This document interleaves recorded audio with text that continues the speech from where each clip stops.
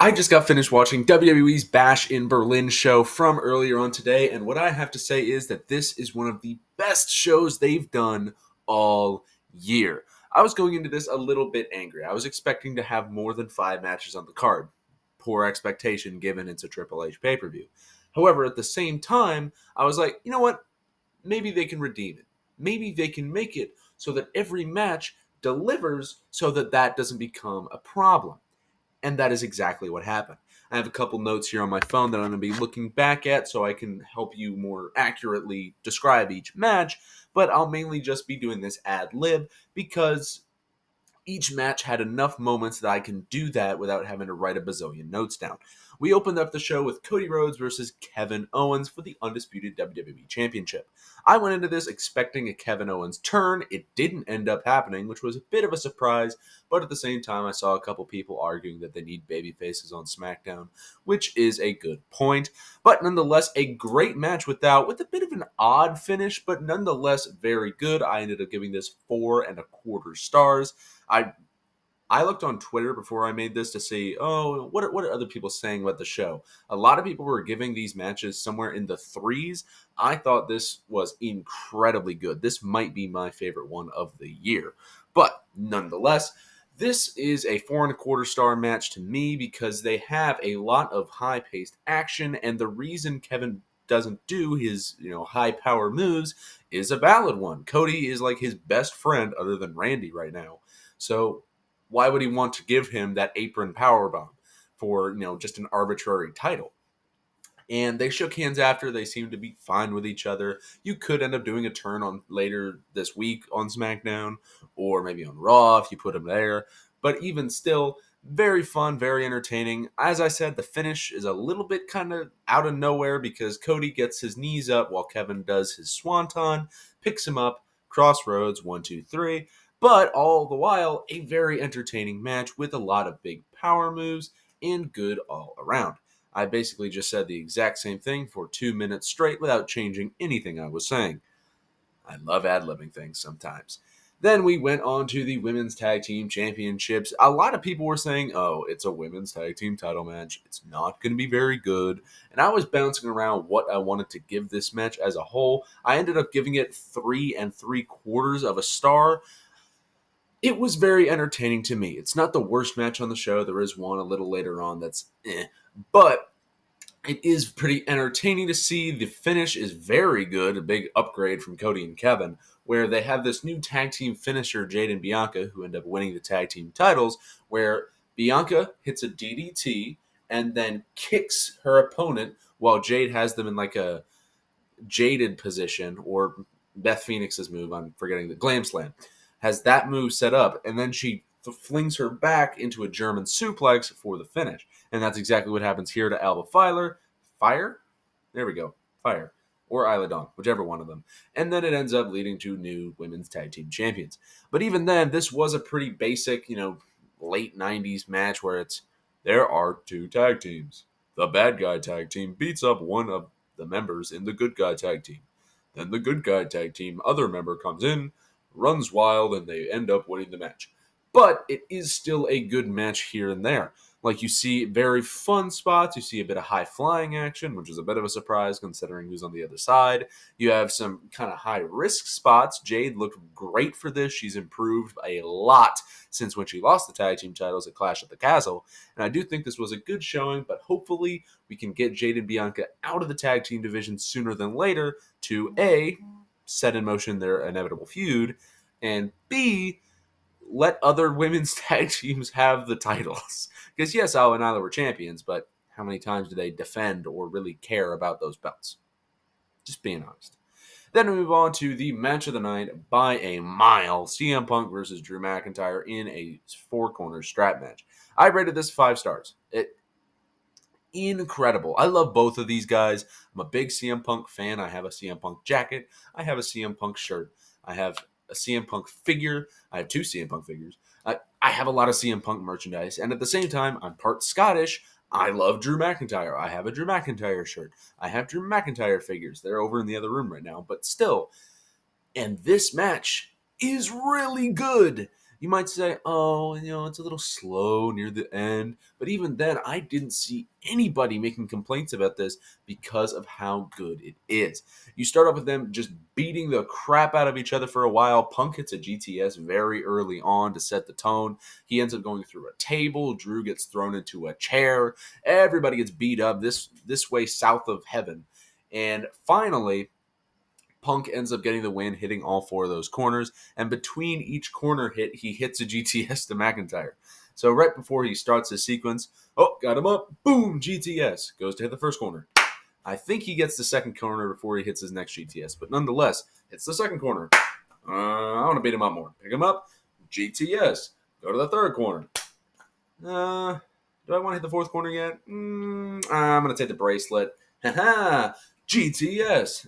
Takes the bracelet, tags that fourth corner, and ends up winning the four-corner strap match. And yes, I just went through the highlights, but if you can, do seek this match out if you haven't already seen it. It is very good, very entertaining, and is going to set up for a great third match in the trilogy at Bad Blood. Also, CM Punk finally got his first TV win back from returning to World Wrestling Entertainment. Cool enough there. Then we move on to the penultimate match of the night, which was the mixed tag team match between Rhea Ripley and Damian Priest and Liv Morgan and Dominic Mysterio. This was that slightly worse match that I was mentioning earlier. I gave this 3.5 stars. Someone made the argument on a wrestling database called cagematch.net that this is the only match on this card worthy of a pay-per-view spot. That person is clinically insane, because this is the one match on this card that shouldn't be on this pay-per-view. Because, yeah, you have your really big Judgment Day feud. You're going to lead to your matches. Finn and Damian, I misspoke in the predictions video. I said Dom and Damian. But Finn and Damian and Liv and Rhea, which is the pinning combination. Does Rhea pinning Liv here? The Terror Twins got the W. But, yes, it probably should have been on a pay-per-view. But I don't think that there were matches that could have been here other than this, and I wouldn't have minded. Like the U.S. Open Challenge could have been sweet to have on here, or maybe an IC title match, or the Women's World title, which was on SmackDown. I know a few things could have gone here. I'm not mad that this match was here, but it was a very cartoony match. It was the bumbling bad guys get beat up by the fun good guys. And that's the whole match. It's Damian and Rhea bonking the crap out of Liv and Dom. Finally, somewhere near the finish is a real shocker. This normally doesn't happen. This is actually a rare occurrence. The Judgment Day actually came out to try and assist Liv and Dom. Yeah, I know. I've never seen this before in a wrestling match. It's really odd, but I'm kidding completely. But obviously, they came out. They all got beat up. Finn got like a chair to the throat, which was really funny. JD did his insane bump of the week, which is flying over the announce table full sprint. And that was cool. But I didn't really gain anything from watching this, and it's nothing that is too special nor nothing horrendous, so I didn't gain or really lose anything from seeing it. It was just to build up the inevitable singles matches later down the line. Then we got to the main event of the show. A lot of people love this match a lot. I do think it's not as good as Punk and Drew, but I still gave it 4 3/4 stars. Randall Keith Orton versus the Ring General Gunther. I can't do it as well as Ludwig. But this was very fun. At the beginning, it started off a little bit slow, pandering to the crowd, a couple of chin locks, rest holds, this, that, and the other thing, your normal Orton fare. But then eventually we did pick up the pace a little bit, and I do mean just a little bit. This match was like 30 minutes long. I can pull it up right now. And legitimately, they beat the balls off of one another during this match. And they did it without using a single weapon except the steel steps. Yeah, this match is 34 minutes and 28 seconds long.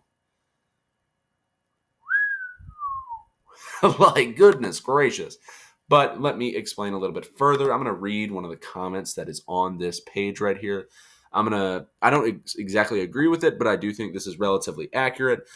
Felipe Talks Graps wrote, and I quote, "By far the best match of the night, in my opinion, in a super banger. I think the King of the Ring match was slightly better, but if I was a wrestling teacher and I had to show my students one of them, I would have shown the Bash in Berlin tape because today's match had better fundamentals executed to perfection. This is a very long match, so I completely understand if people thought this was boring or slow paced. I have a friend who is a WWE exclusive, I'm assuming that means executive, and he hated it. He would rather watch Logan Paul or something like that. However, if you are into this methodical, smart wrestled style, this absolutely ruled. All the spots had an insane anticipation and made you desire them to happen. The main story here is clearly Randy working on Gunther's right arm to weaken his best weapons, the chops and the lariats. The work is absolutely phenomenal and actually creative, especially when it happens on the steel steps. Gunther, by the way, sold it like a champ, and every single time he had to use his right arm, he sold it like hell, and you could feel his pain.